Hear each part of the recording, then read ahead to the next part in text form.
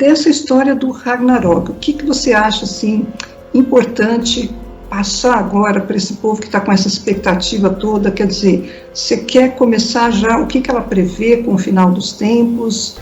Eu acho interessante exatamente a gente ler exatamente o que ela disse. Sim. Porque não é à toa que os nórdicos preservaram isso num documento. Assim como toda profecia, ela tem diversas interpretações diferentes, mas aqui ela fala exatamente o seguinte, né? Irmãos lutarão e matarão um ao outro. A primeira coisa que ela fala. Que terrível. E não é impossível. Pior é que não é impossível. Os filhos das irmãs trarão desgraça para a família. Então, tanto os irmãos quanto os primos lutarão entre si. O mundo será cruel. Então, as pessoas vão parar de ver a bondade no mundo. Ela começa com coisas bastante literais.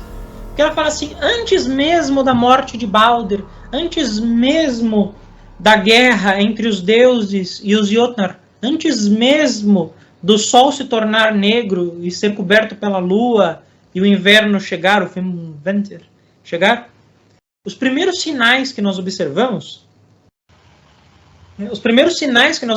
exatamente são esses conflitos incessantes dentro das famílias. O mundo será cruel, muito adultério.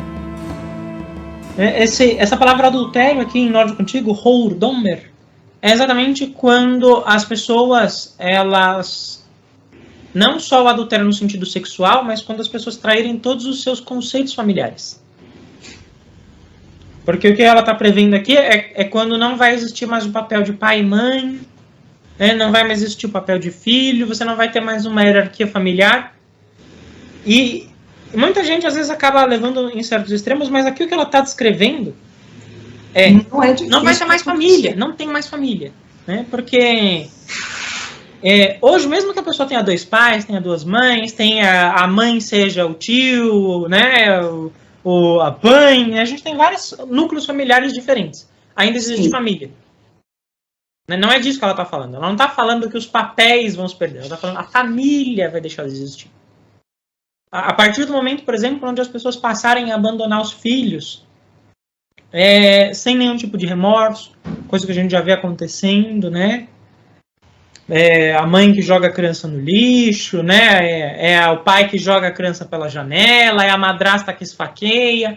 É disso que ela está falando. Ela está falando sobre crueldade, onde os núcleos familiares não serão mais existentes. E, por exemplo, os nórdicos tinham divórcio. Então você tinha padrasta e madrasta. Quando você casava com uma pessoa que tinha filhos, a lei falava para você o seguinte, você é responsável por aquele filho, já que você se casou com essa pessoa, você estava ciente. Então, o fato de ter o divórcio não destruía a família. Não destruía a família. E outra, você tinha adoção, tinha gente que não podia ter filho. Então, todos esses elementos já eram previstos nesse tempo. Por quê? Porque a gente está falando exatamente de um momento onde o cristianismo não tinha corrompido a sociedade com essa questão do tabu do sexo e com a instituição familiar feita através do matrimônio. Por quê? Porque os nórdicos eles tinham a extensão familiar. A extensão familiar eram os vizinhos e os amigos. Sim. O que a Volva está descrevendo é realmente o ser humano atingindo um estágio em que ele perdeu um pouco a sanidade. Exato. Laços não conseguem mais serem estabelecidos. Sim. Então, é mais ou menos um mundo em que não vai ter essa concepção de clã, né? Eu não vou mais levar a sério meu clã, meus amigos, porque tem gente que é sozinho na família, mas ele tem apego com amigos, ele tem apegos com quem ele casou, enfim, ele forma um clã. Mas a Volva está descrevendo um mundo aí que o ser humano vai perder esses laços afetivos, né? Exatamente.